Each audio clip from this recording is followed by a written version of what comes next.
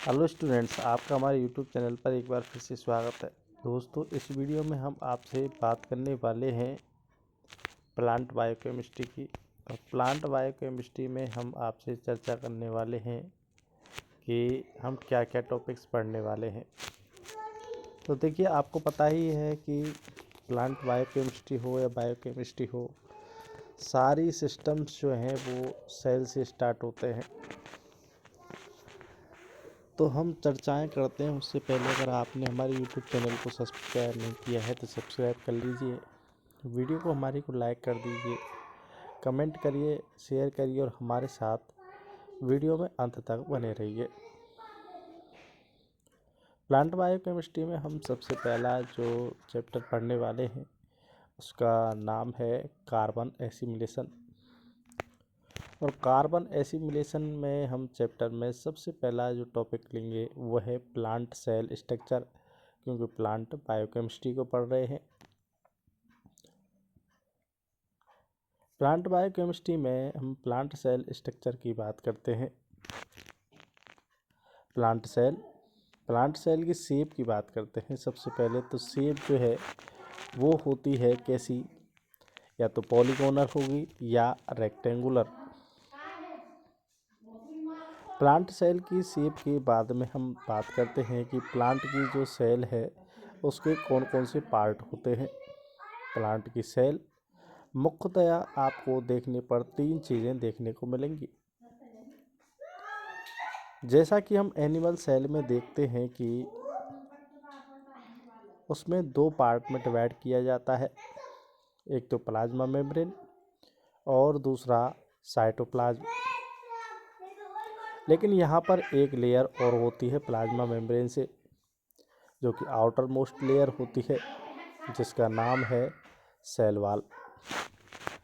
Cell wall जो होती है वो आउटर मोस्ट लेयर होती है, रिजिड होती है, जिसका काम होता है एक विशिष्ट प्रकार की सेल को शेप देना। इसके अलावा मैकेनिकल सपोर्ट प्रोवाइड करना सेल के लिए। अब सेल में हम बात करते हैं तो अगली जो लेयर होती है वो होती है प्लाज्मा मेम्ब्रेन की। प्लाज्मा मेम्ब्रेन जो है एक डबल स्टैंडर्ड लेयर होती है, डबल लेयर होती है।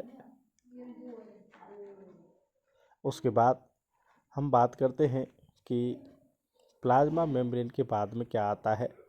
प्लाज्मा मेम्ब्रेन के अंदर जो है हम जब जाते हैं तो वहाँ पर हमको देखने को मिलेगा cytoplasm.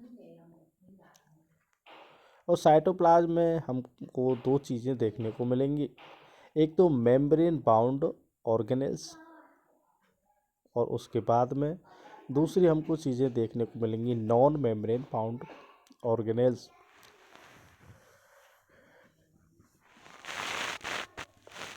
Organelles are the part of cells which provide a specific work। कुछ ना कुछ आपको ऐसा एक स्पेशल स्ट्रक्चर देखने को मिलेगा जिसका कुछ ना कुछ अलग ही काम होता है। मीन्स टू से दैट कि आपको एक कोई भी स्ट्रक्चर जो कि मेम्ब्रेन से बाउंड होता है और वो एक स्पेशल काम करेगा जिसको दूसरा नहीं कर पाएगा, तो ऐसे मेम्ब्रेन बाउंड ऑर्गेनेल्स कहलाते हैं। और ऐसे जिनके मेम्ब्रेन नहीं होती है लेकिन वो स्पेसिफिक वर्क करते हैं, वो नॉन मेम्ब्रेन बाउंड ऑर्गेनेल्स होते हैं। अब 2 प्रकार के हमको ऑर्गेनेल्स मिल गए हैं यहाँ पर, मेम्ब्रेन बाउंड ऑर्गेनेल्स और नॉन मेम्ब्रेन बाउंड ऑर्गेनेल्स। अब हम आगे की चर्चा करते हैं कि मेम्ब्रेन बाउंड ऑर्गेनेल्स। तो मेम्ब्रेन बाउंड ऑर्गेनेल्स की बात करते हैं, ऐसे ऑर्गेनेल्स जो कि मेम्ब्रेन से बाउंड होते हैं और स्पेसिफिक वर्क करते हैं, वो मेम्ब्रेन बाउंड ऑर्गेनेल्स कहलाते हैं। अब हम चर्चा करते हैं आपसे कि मेम्ब्रेन बाउंड ऑर्गेनेल्स कौन कौन से हैं। मेम्ब्रेन बाउंड ऑर्गेनेल्स में सबसे पहला है nucleus, which is the important part of the cell और साइटोप्लाज्म। इसके अलावा हम बात करते हैं, फिर दूसरा है प्लास्टिड। प्लास्टिड जो है ये प्रदान करता है, प्लास्टिड जो है प्रदान करता है कि ये सेल जो है ये क्या है, ये या तो एनिमल सेल है या फिर प्लांट सेल है। क्योंकि बात करते हैं, कई एनिमल्स होते हैं जिनके बाहर सेल के सेल वाल पाई जाती है। यानी कि आपसे कोई पूछ सकता है कि स्पेसिफिसिटी जो है, डिफरेंशिएबिलिटी जो है वो कौन प्रदान करता है सेल के लिए, तो वो प्लास्टिड है।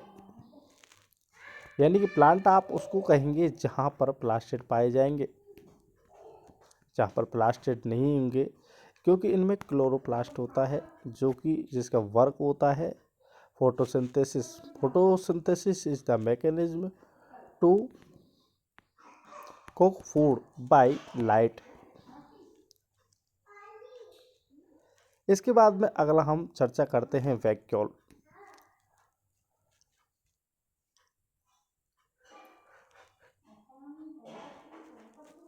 एक लार्ज सेंट्रल वैक्यूल पाई जाती है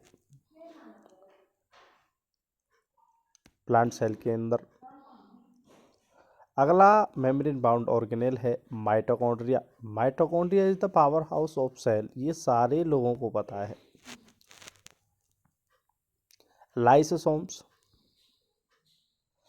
एंडोप्लाज्मिक रेटिकुलम। एंडोप्लाज्मिक रेटिकुलम का आपको पता है कि दो प्रकार की एंडोप्लाज्मिक रेटिकुलम होती है, स्मूथ एंड रफ। इसके अलावा peroxisomes, Golgi bodies. Non membrane bound organelles की बात करते हैं। नॉन मेम्ब्रेन बाउंड ऑर्गेनेल्स का उदाहरण है राइबोसोम। राइबोसोम्स जो होते हैं वो नॉन मेम्ब्रेन बाउंड ऑर्गेनेल्स होते हैं, but important point is that कि राइबोसोम्स होते हैं वो मशीनरी होते हैं प्रोटीन के प्रोडक्शन की। मीन्स टू से दैट कि वो प्रोटीन जो है बनाते हैं। Ribosomes is also a important organelle which does not have any of the membrane.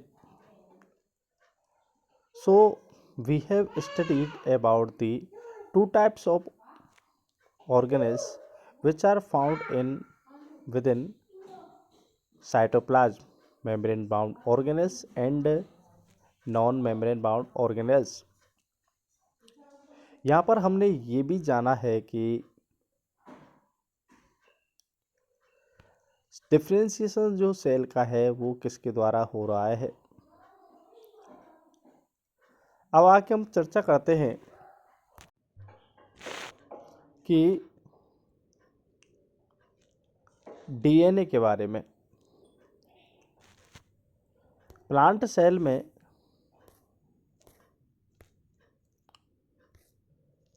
कुछ ऐसे ऑर्गेनेल्स भी होते हैं जहां पर न्यूक्लियस के अलावा भी डीएनए प्रेजेंट होता है। न्यूक्लियस के अलावा भी डीएनए प्रेजेंट होता है। डीएनए जो होता है वो न्यूक्लियस में प्रेजेंट होता है, ये सबको पता है। लेकिन प्लांट सेल में इसके अलावा भी और कहीं भी पाया जाता है।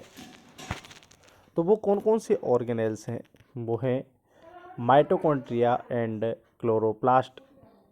तो देखिए क्लोरोप्लास्ट जो होता है उसमें भी क्या पाया जा रहा है, हमें डीएनए पाया जा रहा है। तो क्वेश्चन आ सकता है कि डीएनए कौन कौन से ऑर्गेनेल्स में पाया जाता है। बात जो है ध्यान देने वाली ये भी होती है कि यहाँ पर लेयरिंग जो होती है वो भी डबल हो जाती है। मेम्ब्रेन जो होती है वो भी डबल हो जाती है। इंटरनल जो स्ट्रक्चर होती है वो क्रिस्टा कहलाती है माइटोकॉन्ड्रिया की।